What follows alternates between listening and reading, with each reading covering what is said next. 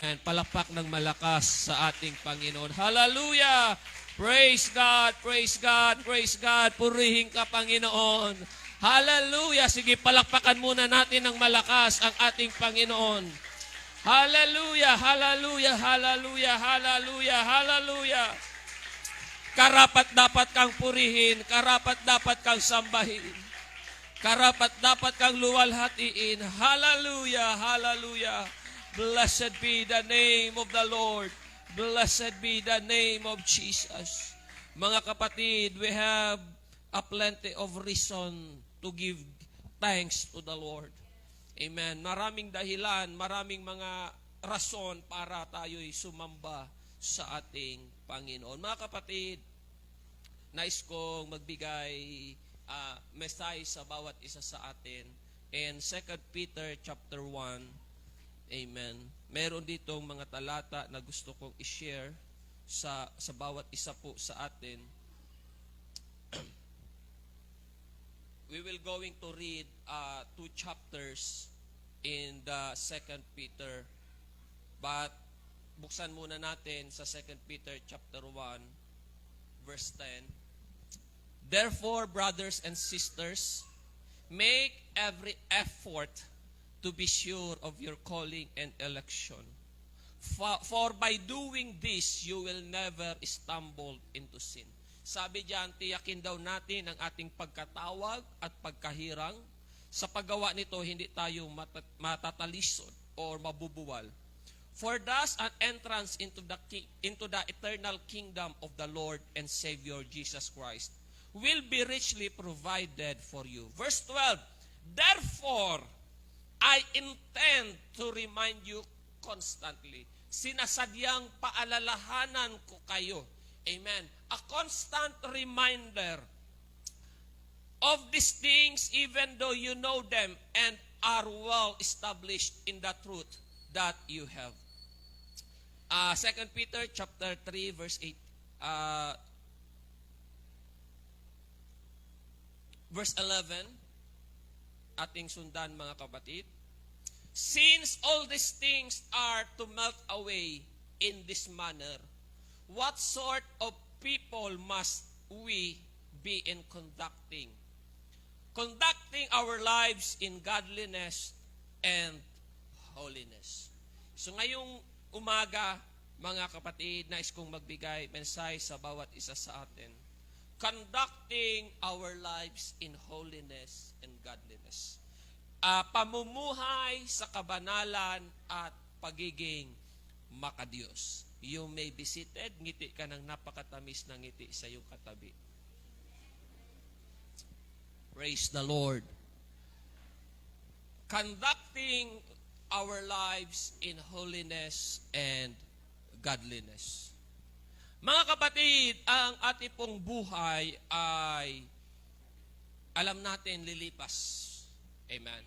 Sabi nga ng Old English Indian Proverbs, we are just a passenger, we are just strangers in this world, and we were just passing through, and soon we will leave. Diba? Tayo raw daw ay maglalakbay dito sa mundong ibabaw, at tayo ay babiyahe, at sa madaling panahon, tayo po ay lilisan. So ang buhay po natin, mga kapatid, ay dalawa. Palagi itong may kabaliktaran. Amen? Mayroong positive, mayroong negative. Kung mayroong liwanag, mayroong kadiliman. Kung may nabubuhay, may namamatay. Kung mayroong kabutihan, mayroong kasamaan. Kung mayroong karumihan, kung mayroong Diyos, mayroong Satanas. Kung mayroong bida, mayroong kontrabida. Kung mayroong pinagpala sa sanglibutan, mayroon namang dinimalas. Amen ba? Amen. So, there is no perfect, kapatid. Kahit ang buhay po ay iba-iba ang temperatura, iba't iba ang panahon. Sometimes nasa taas, sabi nga, ang buhay ay gulong ng palad. Minsan nasa itaas, minsan nasa ibaba, minsan sa kalagitnaan. Meaning to say, minsan meron, minsan tamang-tama, at minsan naman kapos. Amen. So iba-iba po ang ating pinagdadaanan sa buhay. Now, regardless of our situations, regardless of our troubles, regardless of our difficulties, mga kapatid, I would like to remind, we must live in holiness and godliness. Ba? Kahit anuman po ang pagdaanan natin sa buhay, or anuman ang pinagdadaanan sa buhay, or anuman ang suliranin sa buhay, mga pagsubok sa buhay, bilang mananampalataya, bilang mga anak ng Diyos, kailangan manatili po tayo sa pamumuhay na magiging makadiyos. Amen. Pag sinabi pong makadiyos, hindi lamang ito naaalala mo ang Diyos. Ba? Sabi doon kanina sa narinig kong usapan, ito kailangan magsimba na talaga ito kasi hindi na ito nagsisimba. 20 taon na ito hindi nagsisimba. Sabi sa mga biruan nila. Amen. So pag sinabi mga kapatid, baka Diyos, hindi ka lang basta-basta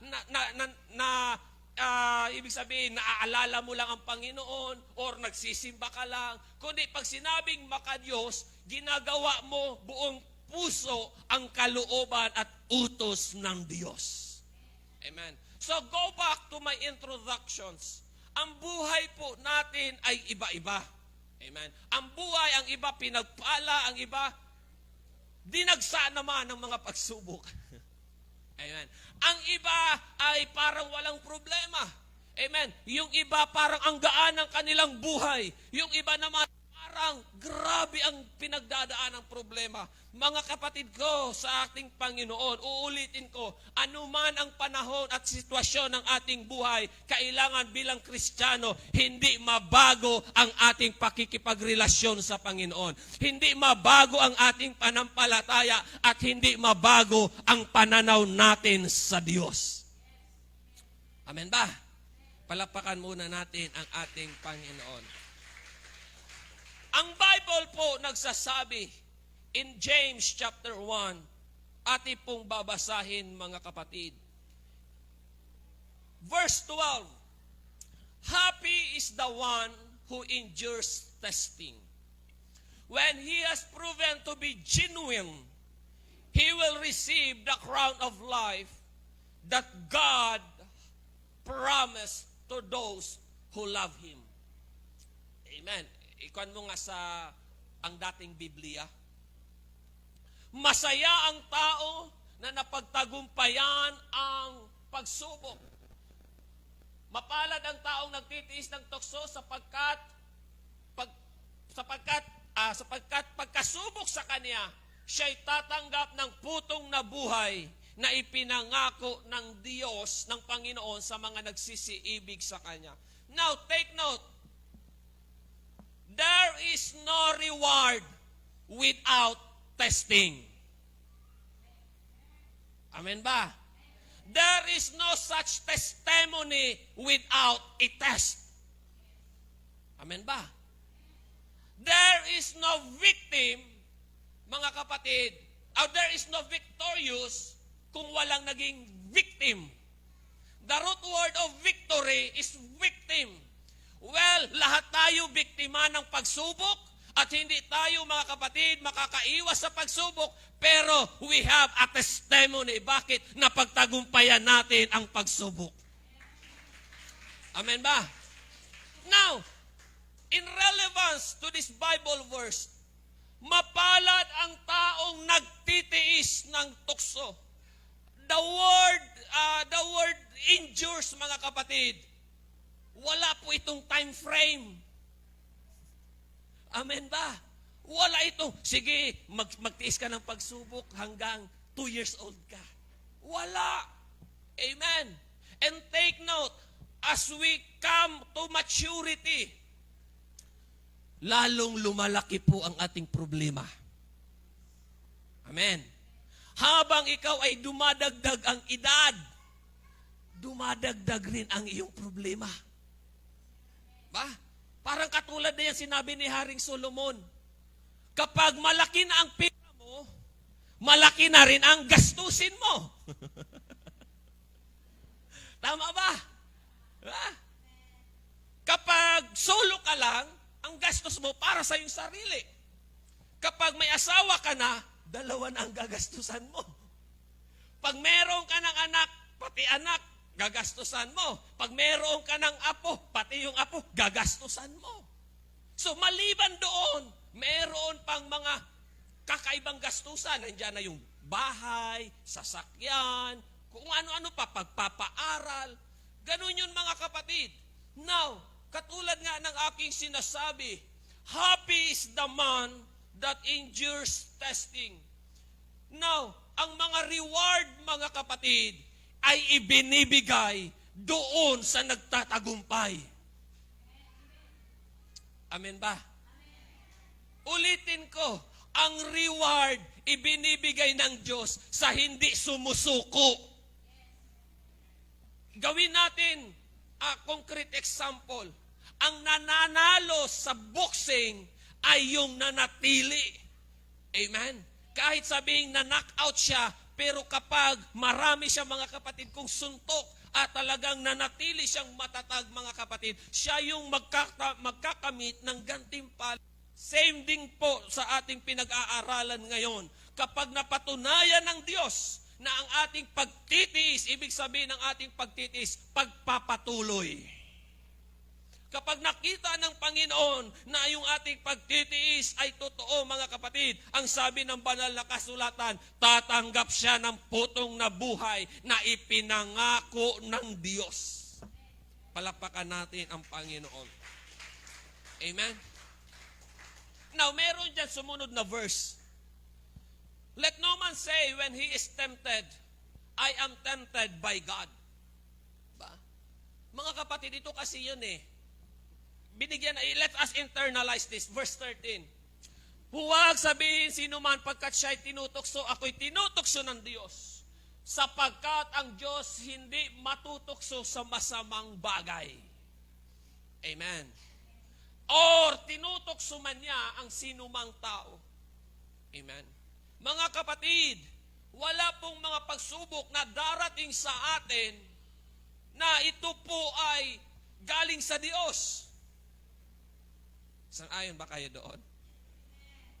Salamat sa dalawang kausap ko.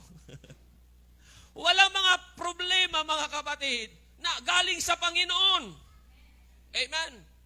Lahat po ng problema, galing po yan, hindi sa Diyos. Ulitin ko. Sapagkat walang problema na ibinigay ng Diyos sa tao. Lahat po ng bagay na ibinigay ng Diyos sa tao ay lahat po mabuti. Sabi ni Pablo, all things created by God is good.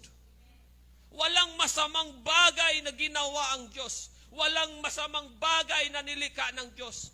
Pero bakit merong mga hindi magagandang bagay? Kasi mga kapatid, mayroong kaaway ang Diyos. At ang kaaway ng Diyos, ang kanyang purpose is to kill, to destroy, and to steal.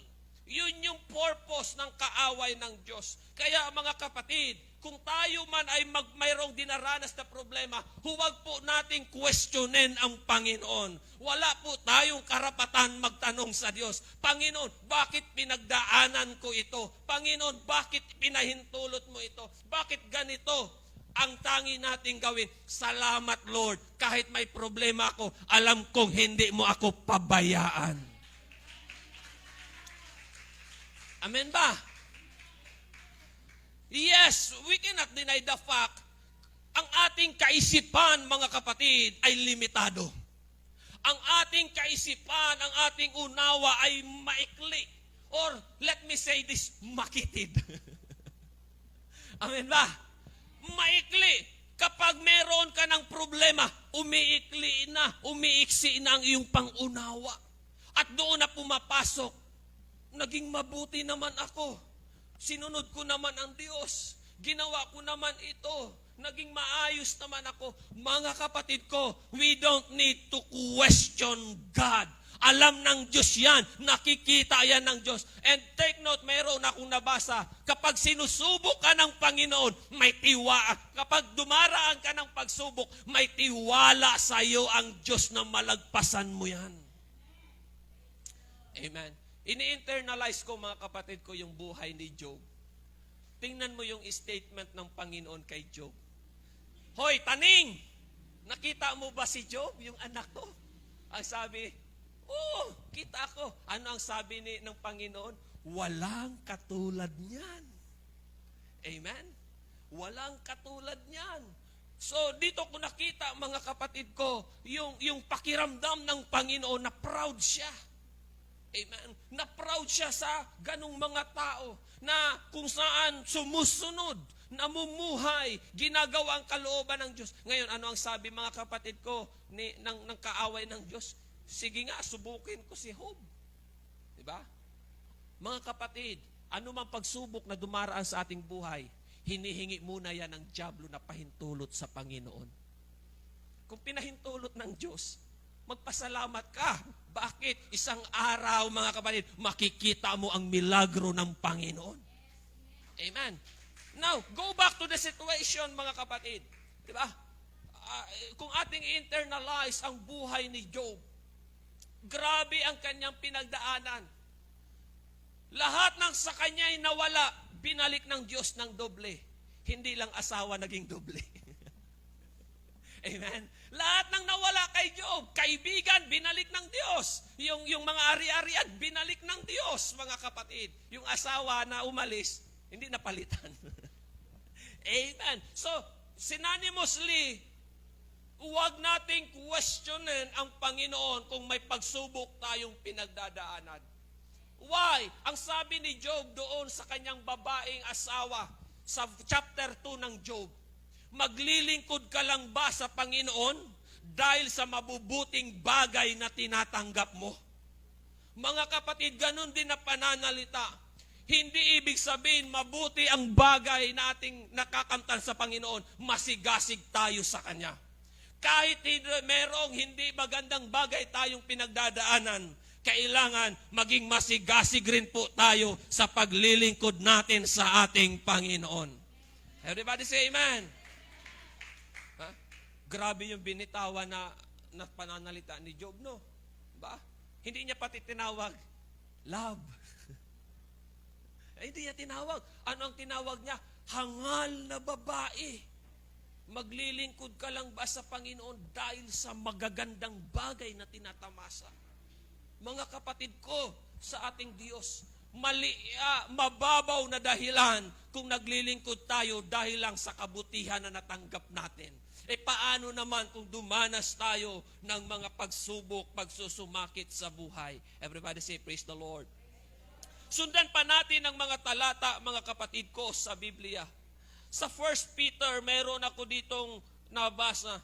Ito naman ay tumutukoy sa ating pananampalataya. 1 Peter chapter 4, verse 12.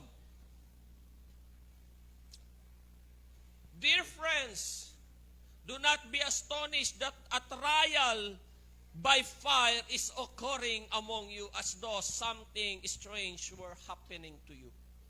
Sabi dito, mga minamahal, huwag kayong magtaka tungkol sa mahigpit na pagsubok. Pag sinabing mahigpit, ano yan? Grabe, sobra. Pag sinabing mahigpit, masakit. Ba? Mahigpit na pagkakahawak, ibig sabihin matindi. Mahigpit na pagkakagapos, may mga ganong terminolohiya, mga kapatid. So, ang sabi dyan, mga minamahal, take note, Apostle Peter, addressing these verses to the Christians. Amen ba?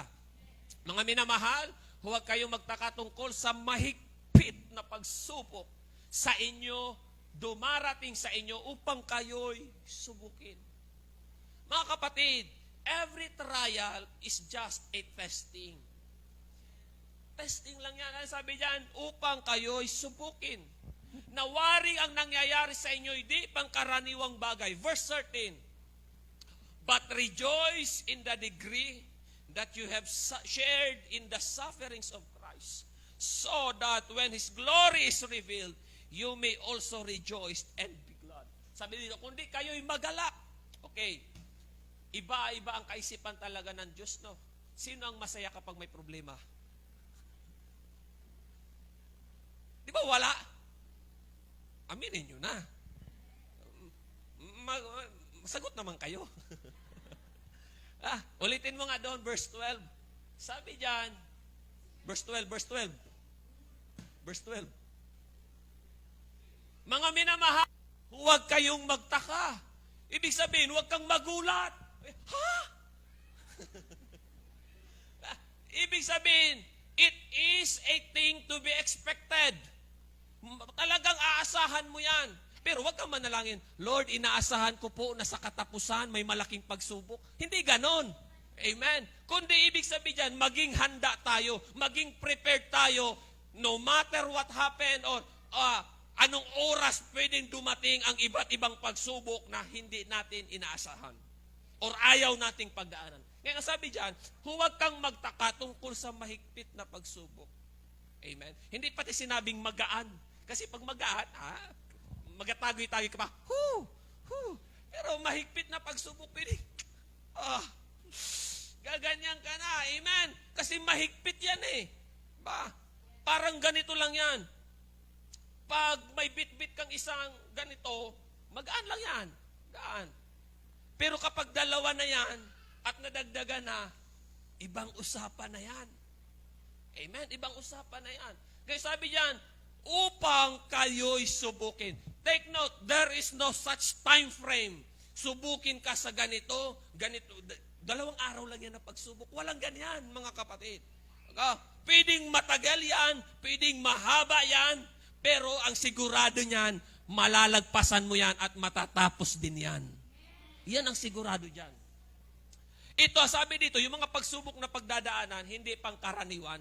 Ibig sabihin, parang bago to, parang kakaiba ito. Ngayon, ang sabi sa verse 13, amen, kundi kayo'y magalak. Sulitin ko, sino ang masaya dito kapag may problema? Ay, salamat, may problema. Di ba wala? Pag may nabalita ka na problema na naman. Palagi kang mapapakamot ka na lang. Problema na naman. Ngayon, ang sabi dito, sapagkat kayo'y karamay sa mga hirap ni Kristo. Take note, bawat kahirapan na ating pinagdadaanan, naranasan na rin yan ni Kristo. Ang sabi ng Hebrews, lahat ng pagsubok, dinanas ni Kristo at hindi siya nasumpungang nagkasala. So, there is no excuse, mga kapatid, kung lahat ng pagsubok ng tao na pagdaanan ng Panginoon in relevance to our topic, conducting ourselves in holiness and godliness, kahit anuman dumating sa atin, mamuhay pa rin tayong makadiyos sa Panginoon. Sabi niya, sa pagkayag ng kanyang kaluwalhatian naman ay mga galak kayo ng labis na galak. Wow. Amen. Kaya pag may problema tayo, ulitin ko, we don't need to question God.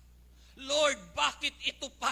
Pwede naman siguro ito lang yung ibigay mo sa akin. Mga kapatid ko, merong tiwala ang Diyos sa atin. Amen. Kaya natin niyang mapaglagpasan. Kaya natin niyang mapagtagumpayan. Amen. May tiwala ang Diyos sa iyo.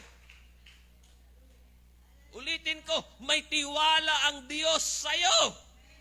Amen. Sino ba tayo para pagkatiwalaan ng Panginoon? Diba? Ano bang meron sa atin para pagkatiwalaan tayo ng Diyos? Pero ito yung maganda, mga kapatid ko. Sabi ni Apostle Paul, we have this earthen vessel. Amen? Meron tayo ditong lupang sisidlan, nababasag, nadudurog. Amen? Pero hindi pinabayaan. Ganyan tayo. Nababasag, nadudurog, pero hindi pinabayaan. Verse 14, tumutukoy ito sa pagiging Kristiyano natin. Kung kayo'y mapintasan dahil sa pangalan ni Kristo, mapalad kayo. Ayan naman kasi, nagpara-born again ka eh. Sabi sa Katanduanes, mga buang agin talaga yan. Amen. Mapalad kayo, sapagkat ang Espiritu ng kaluwalhatian at ng Espiritu ng Diyos nagpapahingalay sa inyo. Now, take note, mamaya may babanggitin ako, the Spirit of God rest upon you. Wow! The Spirit of God rest upon you. Mamaya, meron akong babanggitin dito mga kapatid about the Spirit of God. May natututunan ba kayo sa pinagsasasabi ko? Amen? Hallelujah. Praise God. Palapakan niya natin ang Panginoon. Ha? Now, tumutukoy ito sa panampalataya. Mapintasang dahil sa pangalan ni Kristo. May kausap akong tao ang sabi niya, hindi lahat ng katotohanan ay nasa Biblia. Ang iba ay wala sa Biblia. Sabi ko sa kanya, okay, yung katotohanan wala sa Biblia, sang-ayon din ako doon. Bakit? Lahat ng ibang katotohanan na wala sa Biblia ay totoo naman. Bigyan ko kayo ng halimbawa. Diba? Who is the father of geometry? Wala naman yan sa Biblia. Who is the father of physics? Wala yan sa Biblia, mga kapatid. So, sabi ko sa kanya, ang ibang katotohanan talaga wala sa Biblia kasi hindi naman yan related sa Biblia. Pero kung ang pag-usapan ay Biblia, lahat yan katotohanan. Sabi ko sa kanya, paano kita paniniwalaan na yung Biblia nga hindi mo sa akin may paliwanag? Tapos papaniwalain mo ako sa mga ganyan. Mga kapatid, maiba lang ako ng konti dahil sa pangalan ni Kristo. We have major doctrines. Ito talaga ang pinanghahawakan natin. As an apostolic believers, we believe in the teaching of the apostles. And the teaching of the apostle comes from the teaching of the Lord Jesus Christ. Amen. So ganito yon. Ang tinuro ni Kristo, tinuro ng mga apostol. Hindi po nagkaiba ang turo ni Kristo at ng mga apostol. At yung turo ng apostol, turo din ni pastor. Nakuha nyo? So wag tayong maiba doon. Halimbawa, halik kayong dalawa. Kailangan ko ng props. Kayong dalawa. Bilis. Kunyari ako si Kristo. Ako ituturo niya, ituro mo sa kanya. Oh. Nung tinuro niya, mga kapatid, tinuro din niya sa iba. So, ibig sabihin nito, okay po na kayo. Lahat ng tinuturo ni Kristo, hindi po binago ng mga apostol. In-apply nila ito. Ito yung sabi ni Kristo, ganito ang ating gagawin. Amen ba? Kaya yung tinuro ng mga apostol sa unang mga mananampalataya, dumating po sa bansang Pilipinas. Dumating sa ginubatan at narito ngayon nandito sa Trabisya. Amen ba? Wala pong pinagbago yan. Amen. Pinasa lang, tinuro lang mga kapatid ko. Bakit? Wala nang mga apostol. Patay na sila. Ang hanapin pa natin si San Pedro. San Pedro, gusto ko marinig ang tinig mo mga kapatid. Kung magsalita yan, nako. Baka masabi mo, in Jesus' name. Amen. So, we have this our identity. Pag sinabing apostolic believers, we believe in the oneness of God. Oneness of God. Ibig sabihin ng oneness of God, the deity of the Lord Jesus Christ is in Him. He is the Father, He is the Son, and He is the Holy Spirit. And that three titles, mga minamahal, is one, which is the Lord Jesus Christ. So the oneness of God, naniniwala tayo doon. And another doctrine na meron tayong pinanghawakan is the New Testament plan of salvation. Ano ba itong New Testament plan of salvation? Except a man be born again, he cannot enter into the kingdom of God. Kahit mga kapatid ko, presidente o kahit santo papa pa yan, basta hindi siya na born again, hindi siya karapat-dapat pumasok sa kaharian ng Diyos. That is the New Testament plan of salvation. Regardless, mga kapatid, walang pinipili ang Panginoon. Mayaman o mahirap, kilala o hindi, tanyag o hindi, mayaman o maraming ari-arian o salat sa lipunan, kailangan ma-born again. Diba? Yes, we believe in the Old Testament plan of salvation. Because Old Testament plan of salvation is the shadow of things to come. Yung paraan ng pagliligtas ng Diyos sa lumang tipan, ito yung pagparaan ng Diyos sa bagong tipan. Ang sabi ng banal na kasulatan, tinapos na ng Diyos ang lahat ng paghahandog. Ang Diyos, si Kristo, nahandog ang kanyang sarili para sa lahat. So first, we believe in the oneness of God. We believe in a New Testament plan of salvation. Wala nang question dyan. Mga kapatid, kailang ma-born again. Born again. Amen. Pag sinabing born again, hindi po yan patakaran ng pastor or patakaran ng relihiyon. Patakaran yan, ordinansa yan ng Diyos. Ang tao kailangan ma-born again. Kailangan mabautismuhan ng tubig sa pangalan ni Jesucristo para mapatawad lahat ng kasalanan. Mga kapatid ko, kahit gaano kabuti ng tao, kahit wala siyang kasalanan sa kanyang sariling akala, kung hindi siya na born again, he is not worthy to enter into the kingdom of God. Amen. The third we have is the Christian living. Ano ba itong Christian living? Dito na pumapasok yung holiness of life.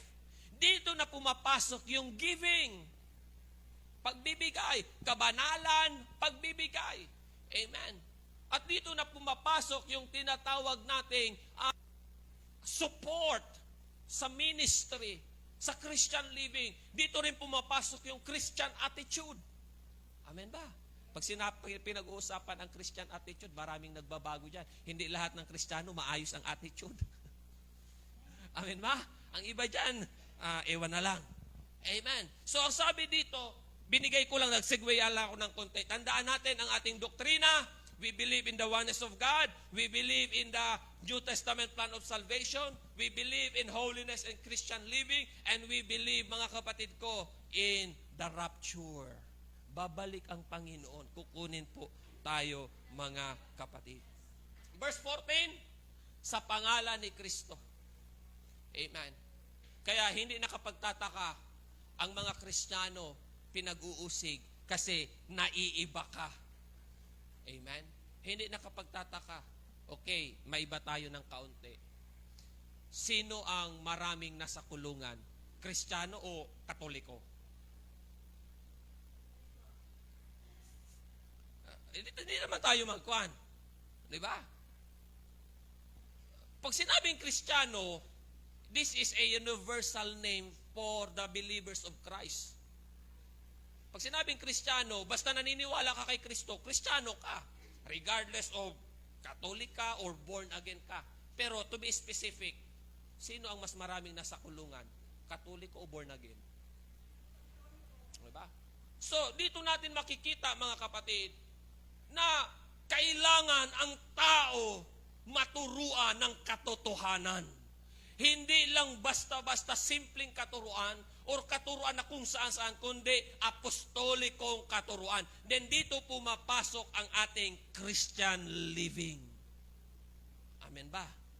Dito pumapasok ang Christian living. Palapakan natin ang ating Panginoon. Praise God. Tuloy pa natin, mga kapatid. 1 Corinthians chapter 10. Nandiyan pa ba kayo? Verse 13.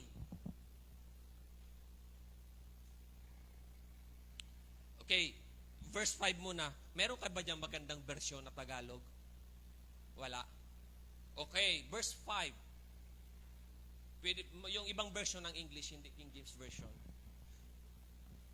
Pwede NIV. Verse 5. 1 Corinthians chapter 10, verse 5. Gayon man, hindi kinalulugdan ng Diyos ang marami sa kanila, kaya't sila'y isa-isang namatay sa ilang. God was not pleased with most of them, for they were struck down into the desert. Pinatay ng Diyos sila sa ilang. Sino yung mga pinatay ng Diyos? Yung mga hindi naging kalugod-lugod sa Panginoon. Kaya mga kapatid, kailangan maging kalugod-lugod po tayo sa Diyos. Verse 6, ang lahat ng mga nangyaring iyon ay babala sa atin. At ang sabi diyan, upang huwag tayong maghangad ng masasamang bagay gaya ng ginagawa nila. Now these things became example for us. Sa ibang pananalita, these things will set an warning to us. Verse 7, huwag kayong sasamba sa Diyos-Diyosan. Verse 8, huwag tayong makikiapid.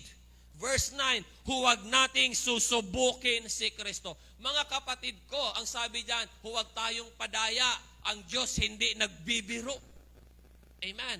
Verse 10, huwag din tayong magreklamo. O lahat ng reklamador magsabing, praise the Lord. Buti naman. Ba? Huwag din naman tayong magreklamo. Verse 11, nangyaring iyon sa kanila bilang babala sa iba. Diba? Bilang babala sa iba. Verse 12, kaya't mag-ingat ang sino man nag-aakalang siya'y nakatayo at baka siya'y matisod. Verse 13, ito yung gusto kong points. Wala pang pagsubok na dumating sa inyo na hindi nararanasan ng lahat ng tao. Tapat ang Diyos at hindi niya ipapahintulot na kayo'y subukin ng higit sa inyong makakaya. Sa halip, pagdating ng pagsubok, bibigyan niya kayo ng lakas upang mapagtagumpayan iyon. Yun naman pala kayang pagtagumpayan ang pagsubok. Ano lang ang kailangan nating gawin? Manatili sa kalooban ng Panginoon. We must conduct ourselves in godliness, in holiness. Malalagpasan pala ang pagsubok. Pinangako, mga kapatid ko, ng ating Panginoon. Ulitin ko, sa halip, pagdating ng pagsubok, bibigyan niya kayo ng lakas upang mapagtagumpayan iyon. Mga kapatid ko, we are in the winning side. Kasama natin ang ating Panginoon. At ang sabi ni Apostol Pablo, kapag kasama ko si Kristo, magagawa ko ang lahat ng bagay sapagkat pinapalakas ako. Amen. Malinaw. But with the temptation will also provide a way of escape. Gagawa ang Diyos ng paraan para mapagtagumpayan mo yan. Yes, nakadapa ka na pero hinihila ka ng Panginoon. Yes, nakahiga ka na pero binabangon ka ng anghel ng Panginoon. Look at Psalms 118. Ano ang sabi doon? They compressed me about, side by side. They compressed me. Pag sinabing compressed, grabe yun. Sinabing compressed, talagang pinipiga ka. Pag sinabing decompressed, palaki. Pero pag compression, mga kapatid ko, talagang iniipit. Pero ano ang sabi ni David? But in the name of the Lord. Amen? But in the name of the Lord. They compressed me about, but in the name of the Lord. Amen? Kaya sabi diyan, but with the temptation, He will also provide escape. Sa mababaw na Tagalog, pagdating ng pagsubok, bibigyan niya kayo ng lakas upang mapagtagumpayan iyon. Mga kapatid, siguradong magtatagumpay ka no matter how hard your trials is. Magtatagumpay ka talaga.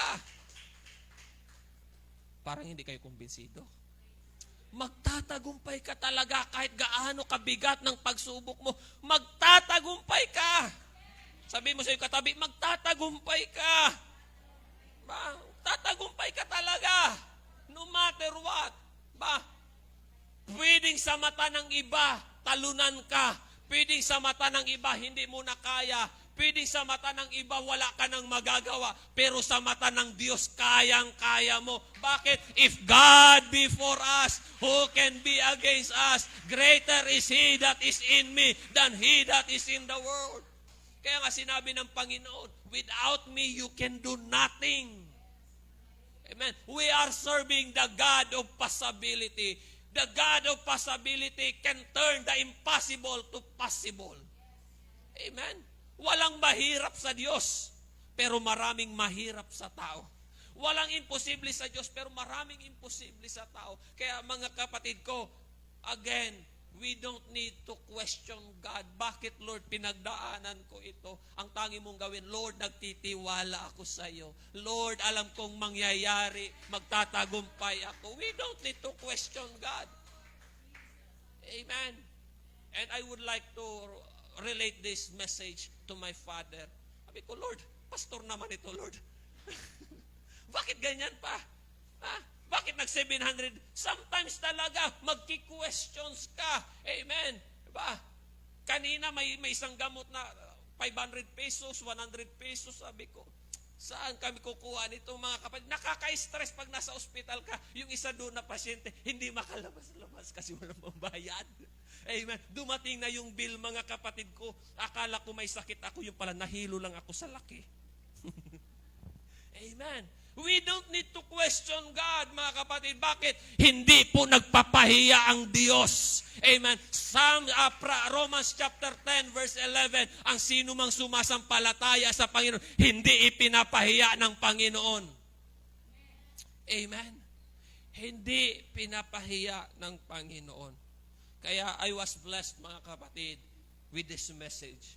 Bawat pagsubok, kasama ang Diyos. Amen. Bawat problema, kasama ang Diyos. Ano ang sabi ng Biblia? Dumaan ka man sa apoy, hindi ka masusunog. Dumaan ka man sa ilog, hindi ka malulunod. Bakit? Kasama ko ang Diyos. Yan ang sabi ni Prophet Isaiah. Even though I walk through fire, even though I walk through the streams, I am not afraid.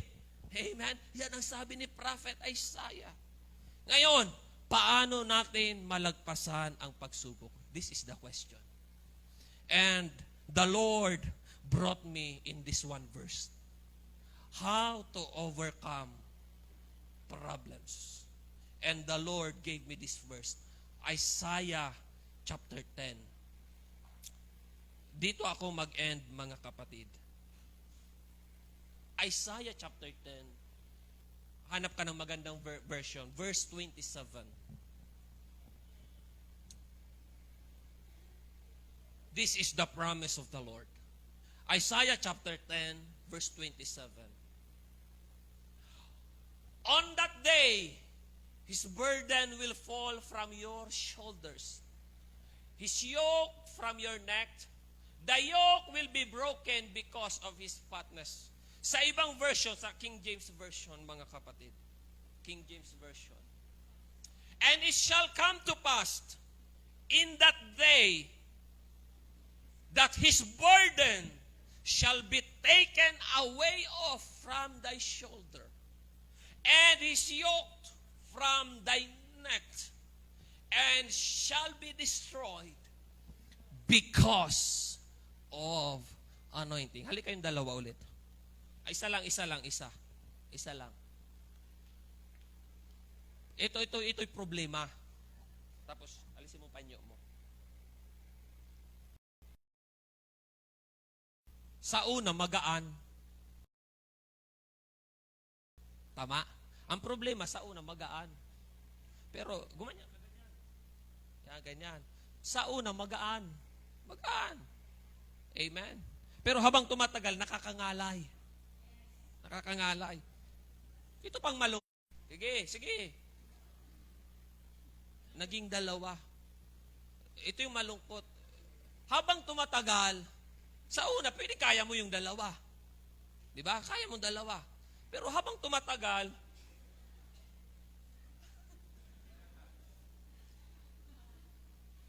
pabigat ng pabigat. Amen? Pabigat ng pabigat. Pero take note what the Lord says. And it shall come to pass. Darating ang panahon. Di pa, diyan ka muna. Darating ang oras. Darating ang panahon. Mga kapatid, may tamang oras ang Diyos. May tamang panahon ang Diyos. Maghintay ka sa gagawin ng Diyos. Sige, okay lang na mahirapan ka. And it shall come to pass on that day, the burden, take note, ang kabigatan, ano sabi diyan, shall be taken away from your shoulder. Iniisa-isa ng Panginoon. On that day, iniisa-isa ng Diyos. Your burden on your shoulder. Your burden in your neck because of anointing. What is anointing? Ito ang Espiritu ng Diyos na ipinagkaloob sa atin na ang sabi ng banal na kasulatan, I give you powers to tread on serpents and scorpions, and by any means, nothing shall by any means hurt you. Mga kapatid, walang iba ang Espiritu. Para magtagumpay tayo, kailangan natin ng anointing ng Panginoon. Para maging matagumpay tayo, kailangan natin ng presensya ng Diyos. Amen. Hindi tayo naglilingkod or wag tayong maglingkod. Obtain mercy in times of need. Amen. Lumapit tayo sa Panginoon. Kaya mga kapatid, because of anointing, kaya sabi ni Zechariah, not by might, nor by power, but by the Spirit of God. We need the presence of the Lord. May problema o wala, we need the presence of the Lord. Because the presence of the Lord, I will tell you mga kapatid, mayroon akong nabasa sa bawat isa sa atin. Gusto ko lang itong i-share sa bawat isa. I was blessed of this message. Until you are anointed, you don't really even show up on the devil's radar screen. You are not threat to hell.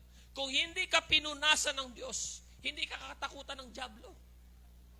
Ba? Walang pakialam sa iyo ang diablo. Satan only fear is that you have the anointing. The anointing is the supernatural power. The anointing is the Holy Ghost. Amen. Sang-ayon ba kayo dito? Tingnan mo yung nangyari sa Luke chapter 4 verse 33-36. Meron doong ng masamang espiritu. Dumating ang Panginoon, ang sabi ng demon possessed, naparito ka ba?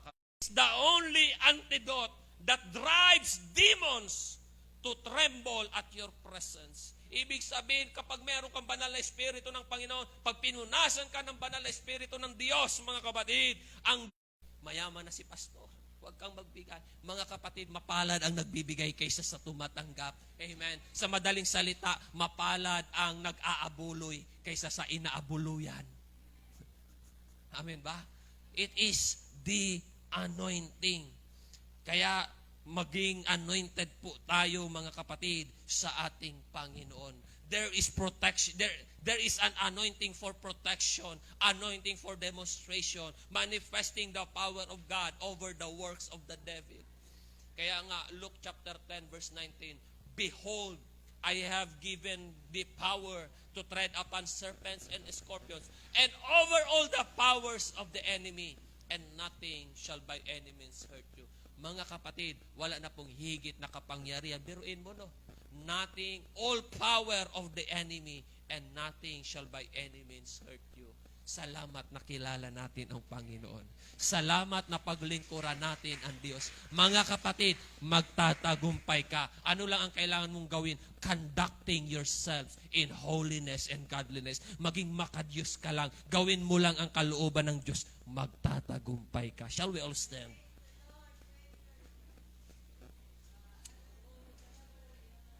Masaya maglingkod sa Diyos. God is full of surprises. Mamamangha ka na lang sa ginagawa ng Diyos. Amen. Kaya nga sabi ni David, even though I walk through the valley of shadow of death, I will fear no evil, for thou art with me. Amen. Kahit kaharap mo pa si kamatayan, sa pangalan ng Panginoon, hindi kanya kayang saktan. Kahit kasino pa ang kaharap mo, sa pangalan ng Panginoon, poproteksyonan at iingatan ka. Kahit malaking kahirapan ang hinaharap mo, kaya ng Diyos i-sustain ang pangangailangan. Bakit? Lahat ng tao nakaranas ng pagsubok. Si Job dumanas ng napakatinding pagsubok, nagtagumpay. Si Abraham nakaharap ang kamatayan, nagtagumpay. Amen. Lahat. Si Elisha and Elijah, nakaharap mga kapatid ko, kamatayan, pinapapatay ang mga propeta. Pero niligtas ng Panginoon. Si Elijah at yung babaeng balo, mga kapatid ko, nakaharap ang kawalan, kahirapan, kagutuman.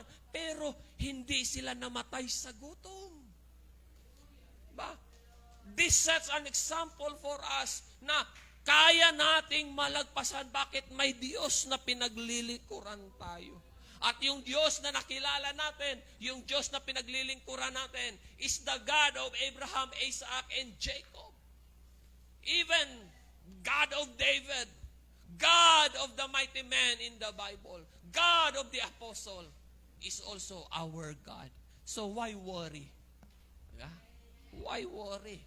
Kasama ko ang Diyos. Kaya sabi ni Isaiah, dumaan man ako sa tubig, dumaan man ako sa apoy, hindi ako maalong sapagkat kasama ko ang Diyos. Amen. Purihin natin ang ating Panginoon. Pwede tayong lumapit dito sa altar.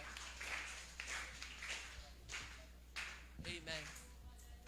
Conducting yourselves in holiness and in godliness.